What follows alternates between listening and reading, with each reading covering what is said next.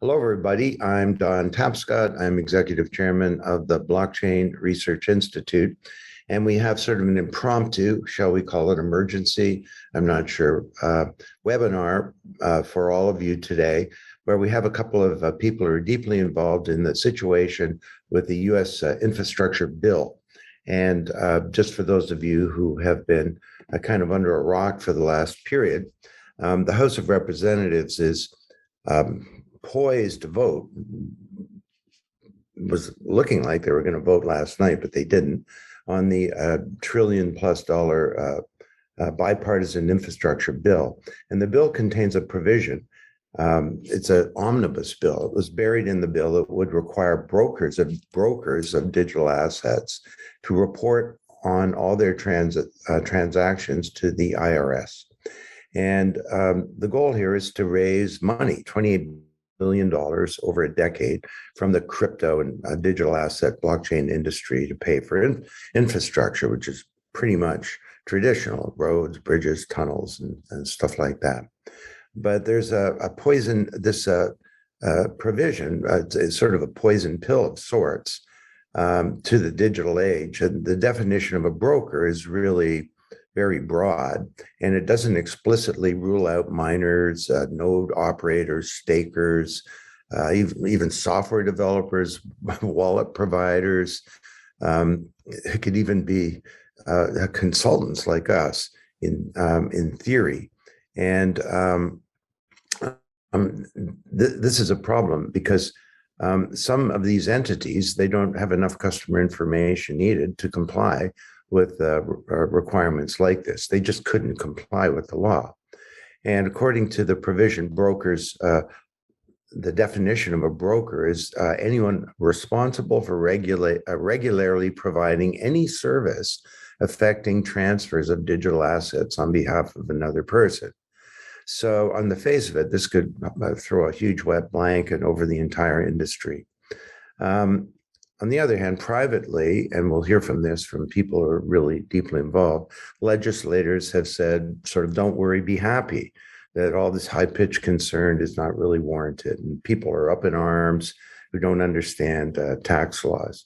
Well, we're very fortunate today to have two people who do, and who understand the policy and regulatory legislative situation in DC. One is our good friend, who many of you know, Perianne Boring. And she's the founder and president of the Chamber of Digital Commerce. This is the world's largest trade association representing the blockchain industry, and is our exclusive partner here in North America for the trade industry, and an affiliate of the Blockchain Research Institute. And she also sits on the OECD Blockchain Expert Policy Advisory Board.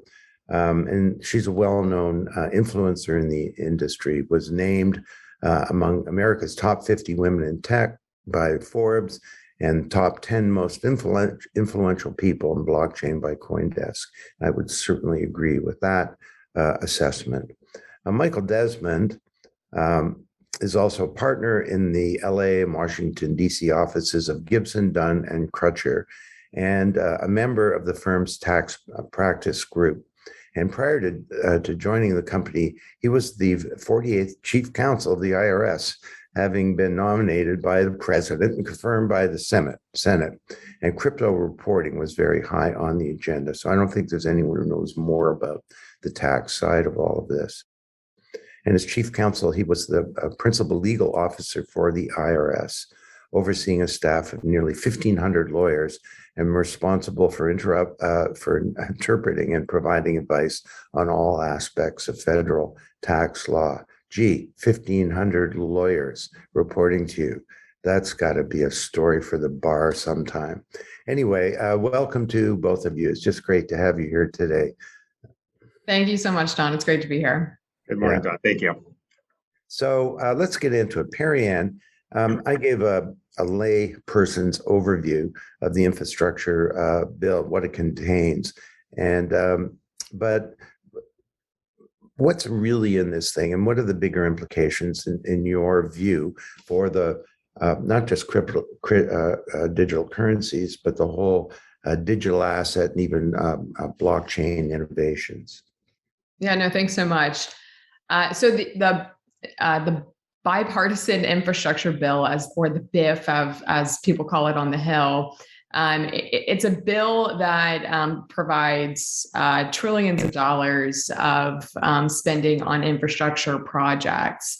There is a provision related to digital assets, information reporting that was scored at $28 billion. So it's a pay for within the infrastructure bill. And it outlines and expands the definition of a broker and who is responsible for information reporting.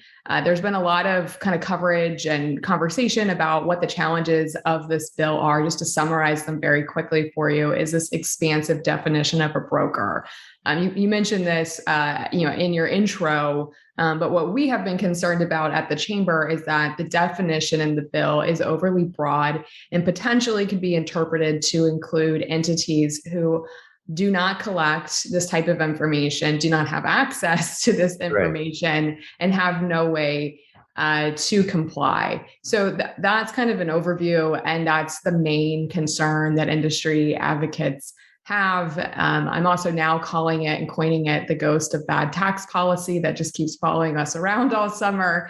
And it's uncertain kind of what its future looks like at this point. It's pending in the House today. So before we talk about the implications, Michael, this definition of a broker, I mean, where does that come from? There are traditional brokers, I suppose, in financial services, and anyone carrying out or involved in a cryptocurrency transaction would be considered a broker under this language. So could you dig into that a little bit? Sure, Don. And I think Perianne's right, and you're right as well. You read the language from the statute. It's very expansive in its potential application in defining broker as it applies to digital asset transactions. I think some context will help put people at some ease, though, in terms of where this might go with an ultimate information reporting requirement. The statute itself does not turn on an information reporting requirement, even if it is enacted into law. And there are existing provisions in Section 6045 of the Internal Revenue Code that do or could apply to digital assets. And in fact, back in October of 2019, the Treasury Department and IRS put on their guidance list a project to modify the existing rules, completely independent of any new statute, but to modify existing regulations under existing statutory authority to cover transactions in cryptocurrency and digital assets. So this is a project, an information reporting project, which has been on the IRS radar screen for a number of years. And the statute is expansive and would perhaps go beyond what the IRS was already contemplating. But regardless of what happens with the infrastructure, there will be some form of information reporting requirement moving forward. The IRS and Treasury have concluded there is authority for a project to modify existing regulations to expand them to some types of cryptocurrency transactions and reporting. I think the takeaway from this, and we can come back to that, is that there's really no interest by the IRS and certainly in the industry in a very expansive definition of broker to cover the software developers, the node providers, the sort of players that play a very critical role in the cryptocurrency ecosystem, but do not have, as you said, Don, that kind of traditional customer relationship and the information that you would typically think of as being held by a traditional broker reporter that would have that customer information. So just to sort of level set it there, the statute does go far beyond what the current statute does. But I don't think that's the kind of information for these tertiary players in the industry that would be helpful for the IRS, and not the direction that they will ultimately go in once regulations are issued to implement the statute or even independent of the statute. So I think we can assume that this will be adopted. And there are multiple scenarios in terms of what happens from then. Mm-hmm. So at one extreme, one end, nothing happens, that none of this is really applied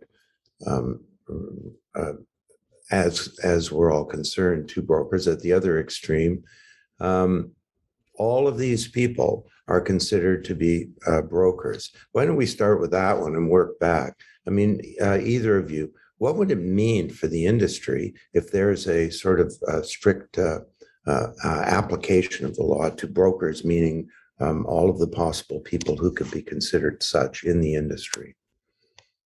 Yeah, I'll kind of take the first stab at that. So, if this bill passes into law, then it goes to the IRS to issue guidance. So they'll have to go through a rulemaking process, and that is where the details of exactly whom will be within that scope of that definition. So Congress has written this bill. It's relatively broad. Some people have concerns. Could it include these actors? Could it not? The process isn't over until IRS develops the guidance. So that is an absolutely critical part of the policymaking process. It doesn't stop with Congress. It then goes to the IRS to implement. If the IRS ignores all of the directives it has been given by the Senate to not include these type of actors who do not have a way to comply, so they would have to go against what they've been directed to do in writing the guidance, that could have pretty dramatic impacts, especially for the mining community. That's really where my biggest concerns have been. Again, miners do not have access to this type of information. So in the worst case scenario, and I'll kind of preface that by saying at this time, there are no indications that the worst case scenario would happen. We've worked really hard to build as much around that to kind of protect us from that worst case scenario.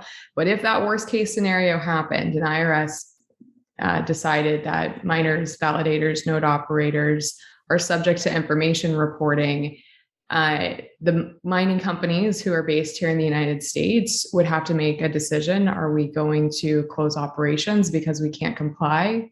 Are we going to move overseas and take our business elsewhere? Or are we going to litigate? So that's kind of where those companies would be. And again, we've worked really hard to protect against that worst case scenario. And at this time, there's no indications that that's where we're going to end up. Don, just for some additional context there, what the IRS is really focused on here is the typical individual investor, if you will. The millions of people who are transacting in cryptocurrency, really more from an investment perspective, not people that make a profession of this that are actually in a business of mining or doing other, that's certainly part of it, but the real focus here is on a very broad audience of individual investors who are transacting in cryptocurrency. And from that perspective, it is clearly in the IRS's interest to get one piece of information on every taxable transaction. So think about an exchange that is at the center of or at the core of an individual's transactions in cryptocurrency. What the IRS wants and what that individual investor or taxpayer wants is one single 1099 to tell them what their basis is in that transaction and what the proceeds are in that transaction. It does nobody any good to get 10 1099s from every player that touches some aspect of that transaction, reporting on pieces of it. One 1099 from the exchange that's at the center of that transaction is all that's needed by the IRS, all that's needed by the individual investor to determine the tax consequences of it. So there is a collective, very strong interest in getting a single data point on every transaction. And that's it, not to have, as I said, kind of duplicative reporting from various players in the ecosystem. And I think that context will help sort of steer this in the direction that Perianne had suggested, and that certainly the legislative has suggested, that these tertiary players that play a key role in the ecosystem, but don't have a customer relationship with individual investors should not be subject to information reporting. Yeah, Perianne? Yeah, no, I echo Michael's comments. And one other kind of just point to help address concerns that people may have. The IRS has every motivation to get this right. If they were to write a rule that is not administrable, meaning They're requiring companies who have no way to comply to not comply. That is going to cause very significant challenges for the IRS and even Treasury and the White House. This is something that they have prioritized. It's in their best interest to get it right, to make a workable rule. So it's also would be very odd to see the IRS issue a rule that's not administrable. And Michael can probably talk to if we've even ever seen that before and what kind of precedent there is for that. And in our direct conversations with the people who are working on this very issue at the IRS right now, they understand that point too. And they are working hard to make sure that this is something that companies can and will be able to comply with. Yeah, like Michael, I'm a legislator. I don't know much about crypto. People are doing transactions. They're buying these assets. They're selling them. They're making what ought to be a capital gain, right? Shouldn't they be reporting that? And don't we need some kind of structure in the industry to ensure that people are abiding by their requirements to report income? Yeah, and that's the motive for this. This goes back to the IRS's really most significant, maybe perhaps only significant announcement about the tax treatment of cryptocurrency transactions, which is Notice 2014-21. 7 years ago, an eternity in this industry, where they made clear that the IRS's position is that transacting in currency is exactly as you said, Don, transacting in property, subject to capital gain, either long-term or short-term, if you're transacting in doing trades in digital assets and cryptocurrency. So with that as the baseline, there is a tax consequence to trading and transacting in cryptocurrency. And currently, I think that the exchanges that do have information and provide it to their customers are all over the map. There's no single way of reporting that to customers. So as an individual taxpayer, when I sit down on April 14th to prepare my tax return, I've got this mountain of inconsistent reporting and data from my exchanges that I dump on the desk of my return preparer, and it's complicated. I may be doing thousands or hundreds or tens of thousands of trades over the course of the year, and there's no consistent way of reporting that to me. So it's very confusing for me. It's equally confusing for my return preparer who's trying to take that and put it on a tax return if I'm trying to comply and follow the law and pay tax on those transactions. So there will be some, if and when information reporting rules are put in place, there'll be some real benefit to having uniform reporting on a 1099-B, which is, as Perianne said, sort of common goal of the IRS and taxpayers and the industry here, to really mitigate the burden that's put on people now every April 15th to put that onto a tax return and get that information pulled together, because it is reported in such a variety of ways right now by the different exchanges. Now, how do you deal with sort of micro transactions? So I'm an American, I'm up in Toronto, I buy a Starbucks using a cryptocurrency, and the value of that currency has gone up since I originally purchased it. Shouldn't I be filing a form to claim a capital gain on the 40 cents difference in the value of a Frappuccino? That is a real challenge, and there have been calls for a de minimis rule that would cover those kinds of transactions. I think the current thinking of the IRS and the Treasury Department is that they don't have the authority to do that. There's no de minimis rule in the tax law for the most part. So you are right. That is a very significant practical challenge in this. The way this is all being constructed now or thought of as those types of transactions would be subject to information reporting. But that's going to present a significant burden for taxpayers and certainly an impediment to the use of cryptocurrency for the day-to-day transactions that you are describing. And Don, you point to really kind of the fundamentals of crypto tax policy and how this all started. So this whole conversation around information reporting, crypto tax policy, this is not a new topic. This is something we and the industry has been engaging on since 2014. So just to kind of help people appreciate some of the history here. In 2014, the IRS issued guidance which stated that convertible virtual currency, so things like Bitcoin, would be taxed as property. And so kind of one of the implications of that is the example that Don just outlined. You're taxed at this transaction transactional level. It's not taxed in a way that's commensurate with currency and transactions. So whether we think that was the right way or the wrong way, that's where it has stood since 2014. And in 2014, after that guidance was issued, the IRS opened up an opportunity for people to provide comment. And they received hundreds and hundreds of comments from people like us and other people in the industry about all the many, many questions they have about how to be compliant with cryptocurrencies when they're taxed as property. And the IRS really has not provided, in my opinion, sufficient guidance to help guide the industry and all the things they need to know to be compliant within this reporting regime. Information reporting is one of those topics. It's not the only one. There's many, many more. Other questions that people in crypto tax policy are asking themselves and asking the IRS are things like lending. How do lending proceeds, how can we make sure we're paying our taxes properly for those engaging in those types of activities? Staking rewards, that's a big question mark as well. What requirements do people and companies have if they're engaging in staking? And many, many other things across the digital asset ecosystem. So again, we kind of, looking back at history, this started in 2014.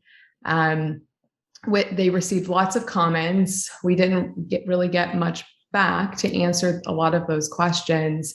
And since then, there has been 3 different government offices that have criticized the IRS in their approach. Both the Treasury's own Inspector General has issued a report saying the industry needs more guidance. The Government Accountability Office also issued a report saying it would be really helpful if we could get guidance on information reporting for digital assets. This would help with having more compliance in this space. And then even the IRS's taxpayers advocate has pointed to some of the activities on how the IRS has engaged in the digital assets space as a violation of the taxpayers' Bill of Rights. So for me, in us at the chamber who have been working on tax policy, it's been a little bit of a frustrating process because we've been calling for greater clarity, and we still have a lot of questions. Fast forward to the summer, and now we have a piece of legislation that apparently is supposed to kind of fix some of these issues. I strongly believe that if the IRS had issued guidance on this, as many, many people, advocates, as well as different government offices have kind of encouraged them to do so, we would not be having this conversation today. So it's absolutely essential that policymakers give the industry clear rules to the road. And that has been a challenge in tax policy, but in also areas of policy and law for cryptocurrencies. Yeah. Let's talk a little bit about the bigger picture and what's going on here, and then get into what is to be done and what can people do. I think a lot of the people watching this webinar will know that our view is that all this technology, blockchain, currencies, digital assets, crypto, really represents a second era of the digital age. It's part of trivergence, this technology combined with AI, the Internet of Things. And this is going to be the infrastructure for the new economy. It's going to be the foundation for the new model of the corporation, changing the deep structure and architecture of the firm and so on. And countries that understand this transformation that we're getting into have a chance of building an innovative economy, having prosperity and all kinds of other stuff, social justice and so on. So the stakes are very, very high. The trouble here is that this is a new paradigm, and leaders of old paradigms have great difficulty embracing the new. And it was Ted Cruz who pointed out that that if you took a vote and or you asked everyone in the Senate to describe what Bitcoin was, I think that was the quote, in more than one sentence, you might get 3 or 4 people who could do it. And there's a problem here of just lack of information and lack of knowledge. And it's a dilemma because lawmakers more broadly and regulators sure need to protect the public on one hand. They need to find appropriate ways of raising taxes that are fair and so on. But on the other hand, they need to do things that encourage innovation and development of new businesses, new industries, new business models, and so on. And getting that swing right, it's really tough, especially if you have no idea what the whole new paradigm is and how that can contribute to building a successful country.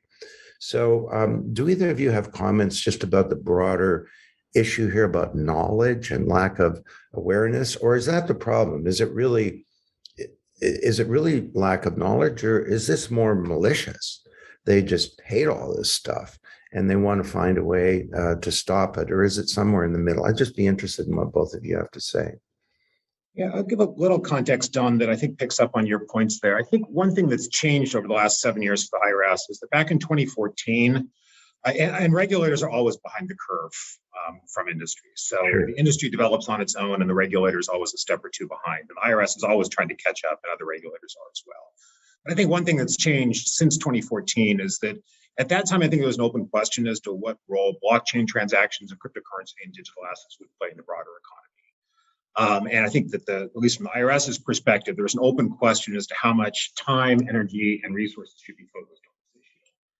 I think what's clear now is that they do need to spend time, energy, and resources on this issue. It is a very important part of the economy. It is a permanent part of the economy, and it's something that can't be ignored. I think in 2014, there was an open question, at least in the regulator's mind, as to whether this might just go away and be something more like what we call as barter exchange transactions, which have been around for decades, but have never really been an important part of the economy. And for information reporting purposes, have kind of been ignored, even though there are rules that apply to them. So I think now the regulators, at least from a tax perspective, realize that this is a very important part of the economy. It is something that needs to be addressed. And rules and regulations do need to be promulgated. I think on the knowledge base, the IRS does have a number of folks that have been in industry, that have been in private practice, that have a fairly high level of knowledge about cryptocurrency transactions and digital assets. So I think that will help inform the regulatory discussion that Perianne spoke to, which is the next step, assuming there's an infrastructure bill. And even if there isn't one, that project is going to move forward. And I think there is a fairly high level of knowledge and certainly a very strong willingness to be educated more by the industry. So at least on the tax side.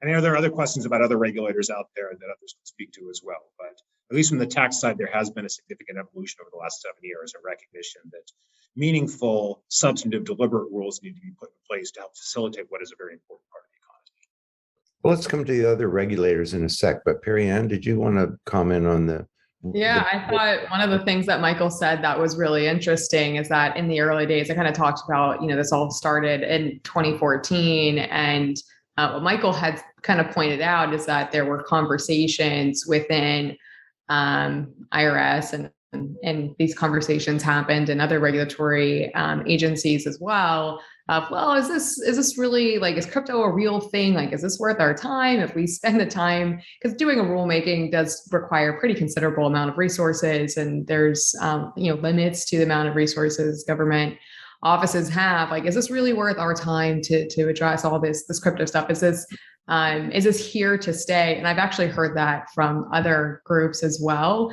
On the other hand, today we're talking about tax, but Don, if you want to get really nerdy, we can come back and do a whole separate conversation on accounting where they had the exact same conversations. And we've been petitioning FASB, the Financial Accounting Standards Board, for 5 years. We're in year 5 of petitioning them to write accounting standards for digital assets. And because we don't have accounting standards, there are so many challenges for companies who want to invest and touch and have a business with digital assets. And the reason FASB has repeatedly told the industry is, well, we don't believe it's pervasive. Is this just a fad? Is this for real? So It's been interesting to kind of see where we are today, where Bitcoin has been the best performing asset for 10 out of the past 12 years. You see the most well-respected asset allocators and investment advisors who are now really digging into this space in an incredible way. I don't think, in my mind, there is no question that this is not pervasive. Crypto is here to stay. And it is time that our public policymakers allocate the resources necessary to ensure we have a legal framework that's workable for businesses that want to operate here. And then just to touch on your point of education, that absolutely has been a challenge. And that ended up being a big problem when these amendments were brought forward over the summer in the Senate, where you had these kind of crazy, for those who were watching it very, very closely, this really could be a movie. It was a very dramatic scene, but you had two groups of senators who had introduced amendments. One was not very good. we just came out and had to oppose it. Because the language was not technology neutral. It would have created an exemption for proof of work mining, and therefore kind of every other consensus mechanism would kind of be laying in the crosshairs there. And the White House and the Treasury Department had endorsed that bill. So the Senate was being asked to consider these amendments. You have one that the industry supported and the other one that the White House supported. The senators have no idea. Very few people could tell you what Bitcoin is, what cryptocurrencies are. Fewer could tell you what proof of work is and understand what that means. And why would they split with the recommendation of their president and vote for something that they don't understand at all? So education has been a huge challenge, which is why I always, when I join these types of sessions, I always tell people, if you are operating a crypto business in the US, go and meet with your elected representatives. Make sure they know who you are on a first name basis. Make sure they understand what you are doing, because there's not enough of that happening. And when members of Congress are asked to vote on something they don't understand, that's when we have pretty significant risk of kind of the fate of how these bills are going to go. So education is a big tool, and we can all participate in upping education, especially in Congress. So, Michael, let's come back to that issue of the other legislative and the other authorities that are involved in legislating all this. And there are a lot of them. And it's very uneven, too. And they've all got different issues. And when you consider, cryptocurrencies is one of a whole bunch of types of digital assets. There are many others. As we go through the digitization of securities and art and governance and all kinds of other assets. So and there are a whole number of agencies who all have a legitimate interest in this, and there's no common regulatory framework and environment. I know this is a whole other conversation, but could you give us just a quick survey of the lay of the land there? Sure, and I'll come at this, Don, from the tax perspective. But I think you're right. There are a number of other agencies, the SEC, the CFTC in particular, interested in regulating in the space, or at least having a view and a presence in the space. That does require some coordination, and that can be a challenge. It can slow down guidance. I know from the tax perspective, the IRS is always a little concerned about getting too far ahead of other regulatory agencies. Just for example, the issue of the term security, that is a term that's defined throughout the Internal Revenue Code in various ways. And there are all sorts of substantive consequences from a tax perspective as to whether you call something a security or not. That obviously is something that the SEC is very vested in, and they've got their own definition of security and their own regulatory paradigm and regime around whether something is and is not a security and what the consequences are if there is. So I think there's an element of coordination between regulatory agencies there that can slow down development of guidance.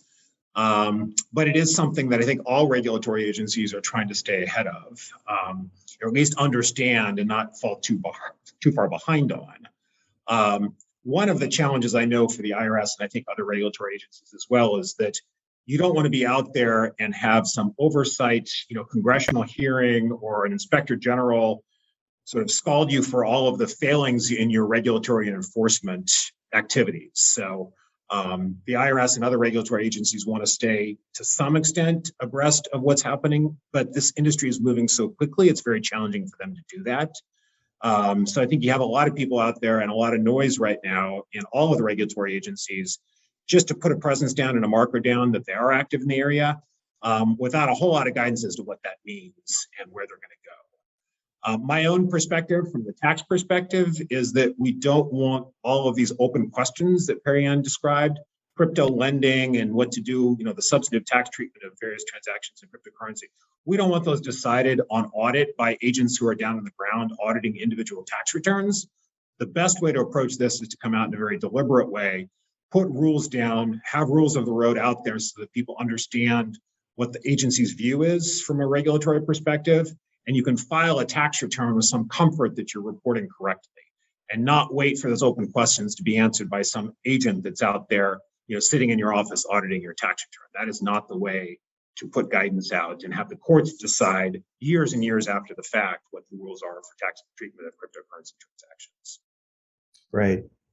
And again, it comes to kind of the individuals and their attitude. I mean, we all had a lot of hope for Gary Gensler coming in as the head of the SEC. I mean, he taught a course on blockchain at MIT, used our stuff. But he, at this point, is somewhat of a disappointment as he's become the sort of Genghis Khan a bit of the whole digital asset industry. Anyway, what is to be done? I mean, what can people do here to help ensure that the dark side of this legislation is not fulfilled? Michael, why don't we start with you? Because you're right in there. It's going to the IRS now for clarification. That's right. And the industry has had a big wake up and muscled a lot of its lobbying power. I think Congress was quite struck and started with the Senate. All of a sudden, there were 20,000 phone calls made within 48 hours. Like, who are these people and where did that come from? And these are organizations, these platforms, they have considerable assets. Many of them are worth tens of billions of dollars. But people listening in, anything that we can do? Yeah, I would pick up on Perianne's comment about the next steps here, and you said this as well, Don, that there is going to be a regulatory notice and comment process around what they are doing at the Treasury Department. And it will be very important for everyone in the industry to weigh in on that process, ideally through sort of consensus organizations like the Chamber. They can pull together lots of comments and put those in front of the IRS and Treasury Department in a very deliberate way. So I think we are moving off the legislative front, which moves in a much less predictable way and into a regulatory environment where there is a very detailed process that's out there. Proposed regulations will be issued. You'll have time periods for submitting formal comments on those. There'll be an administrative record created around those comments. There'll be a hearing where people have an opportunity to come in and actually give testimony before the agency as to what the regulations should be. Yeah. And a key part of that will be not only the tax and the substantive, but helping the IRS and Treasury understand what the industry is, what the limitations are on the data that various providers have, just all of the kind of background industry. What is the industry here? Why are some people better positioned to be doing information reporting than others? Those kinds of data points will be critically important. And there'll be time to do that. It will be a deliberate process before any actual information reporting requirement is triggered through regulations and forms and instructions. So the one other thing that I would touch on, because I think it's critically important and is also a positive development, is that I have seen just in the last couple of years and even in the last few months since I've been in private practice, the development of accounting capacity where organizations are out there that help individuals, even independent of tax compliance, understand and get information and data on their transactions. So companies that are putting an infrastructure in place that is very robust right now, that helps gather for an individual, the information about their transactions in cryptocurrency, scrubbing the data off of the blockchain and putting that in the hands of the individual taxpayer, individual who's investing and transacting in cryptocurrency. So having that infrastructure in place and understanding how that infrastructure can feed into a tax reporting requirement will also, I think, be critically important. But it's been a very positive development that in the last few years, those organizations have stood up and have given the capacity to individuals to understand and to gather that data and present it to them in a useful way. Perianne, what's Yeah, to be done? so in addition to what I mentioned earlier about education, because I do believe it's all of our responsibilities to contribute to education, how you can directly be a part of helping shape the future of these regulations. For businesses who are operating in this space, you can join the chamber in our advocacy efforts. We are providing a unified response to the IRS to help guide them in the regulations that will come out of this bill. So if you're interested in being a part of those discussions with our members, just check out our website, digitalchamber.org, and inquire about membership. Secondly, the other thing that I would mention for businesses that are operating in the virtual currency space, if you do not know, if you are subject to information reporting, now is the time to go ask that question. It is very clear that information reporting is a priority, both from a policy and an enforcement perspective at the IRS. So now is the time to make sure, if you don't know if you're compliant, to go find that out. And if you need recommendations, or if you need someone to point you in the right direction of lawyers who are up to speed on this, like Michael is, we are happy to make sure you have the right resources on your team to ensure you are not, you don't have a red dot on your back. Nice. I think there are probably lessons here for other countries too. I know in Canada, we'll be meeting with some senior government people, and the Minister of Finance, who ultimately oversees all of this, Christy Freeland, is a sensible person, is quite knowledgeable about blockchain, actually. And so we're hopeful that they don't get it wrong here, but we might ask a call on both of you to help us out at a more detailed level to avoid the pitfalls of what is or could be happening in the US. Before I throw it back to you for a final thought, Michael, you're talking about taxing crypto. There's a whole other side to this, which is blockchain for tax. And there's an organization that's based in Vienna called, I believe, called the Digital Economy Taxation Initiative. And I just gave a speech to a group of government tax authorities, and there were like 40 countries there, and they're all wondering, how could we use this technology to radically simplify for businesses largely, but also for individuals, a collection of tax. I mean, why should you have to fill out a tax for, if you're a payroll tax, why should you have to calculate that as a business? You know, if you pay somebody and it's on a blockchain, the tax could be automatically deducted. Now, there are lots of implementation challenges and other complex issues, but that's sort of a fun one. I'd like to just point out, if I could,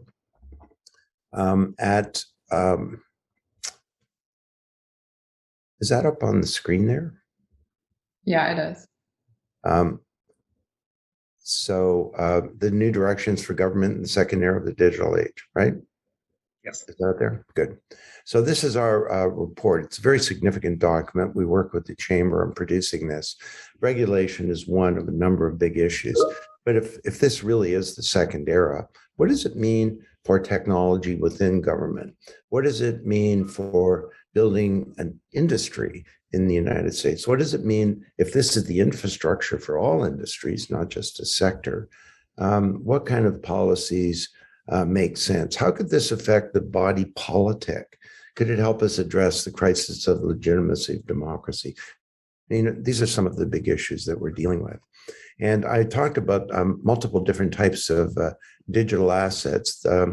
I'll point people to the book Financial Services Revolution by Alex Tapscott, available on Amazon. And we also now have Supply Chain Revolution. It came out as the #1 book in the commerce category on Amazon. And Platform Revolution comes out November 1. Our publisher just told us it's now the #1 new release of all management books on Amazon. And we're sneaking in a new book here for the end of December, and it's called The Digital Asset Revolution. I know Alex Tapscott is working on beavering away, finishing that thing up right now. So we're still, I think, in the first batter or two of the first inning here of this game. And what's the future going to be? Well, we're of the view the future is not something to be predicted, it's something to be achieved, and we all have to get involved. Michael, why don't we throw it over to you for a final thought?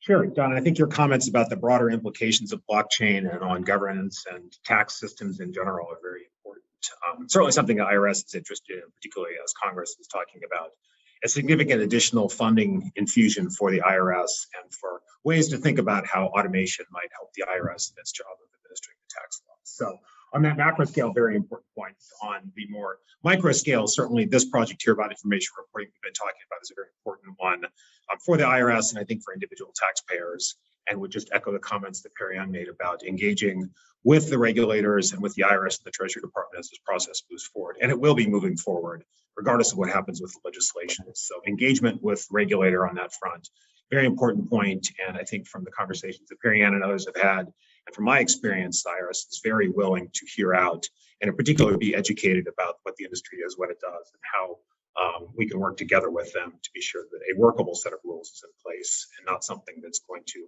be self-defeating for the IRS and the industry.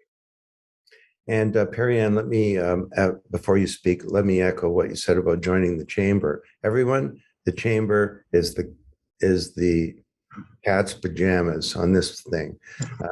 If you are in the blockchain crypto industry, you should join the trade association of that industry, because our research says in countries all around the world, the number one impediment, not just for the industry, but for this whole thing moving forward, is government regulation. And everywhere in the world, this is a problem. So we all need to marshal our resources to make sure that change comes about. Perianne, any final thoughts? Yeah, thanks so much, Don, for the kind words and support. And Don is also a member of our board of advisors and has been instrumental in helping shape our priorities and how we engage with public policymakers. We are in an absolutely critical moment for digital asset policy. We established the chamber in 2014, so we are in our 8th year of operations, and I have never experienced a time like right now. Today, we're talking about tax. I mentioned the challenges we have with accounting. There's a lot of pressure around ransomware and stable coins, AML. You mentioned Chairman Gensler's agenda. We now have a new head over at the CFPB. We're expecting to see some movement there. I believe within the next 1 to 2 years, what happens in Washington in the next 2 years are going to shape the next generation of how businesses are able to interact in this space. This is the time to engage. And I share Don's conviction that this is bigger than just the first use case of cryptocurrencies, which is payments. Blockchain technology is going to be critical infrastructure in the new digital economy. It is going to be the backbone of how we transact, not just with money, but with all types of assets. And if we get this wrong, if nations get this wrong, we have everything to lose. That's a deep conviction I have deep within my core. That's why we do what we do, to help guide our policymakers to make sure we do get this right and we have a fighting chance to be leaders and what the future of the digital economy and the future of money looks like. Well, that's a good point to end on. I mean, the first era of the digital age was based in Silicon Valley in the United States. Where's the second era going to be based? It's up for grabs. It is up for grabs. And how about it becomes based in a totalitarian country? What are the implications of that? So we've already got China charging ahead with its central bank digital currency that they're trying to roll out across Southeast Asia and Africa, One Belt, One Road, linking Hong Kong and Rotterdam. You know, it's a real issue. If you talk to Chris Giancarlo, former head of the CFTC, that this some other country's currency could become the unit of record, and what will the capability of that currency be to be able to collect data on citizens and transactions that are quite inappropriate for governments to have.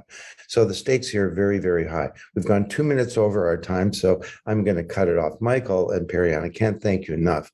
That was a high bandwidth, very informative session, and we look forward to collaborating with both of you going forward. Thanks, everybody, for coming. blockchainresearchinstitute.org. Sign up for the newsletter. You'll hear about more webinars and other activities that we're conducting. Have a great day, everybody. Great. Thanks so much. Thanks, Don. Good to see you.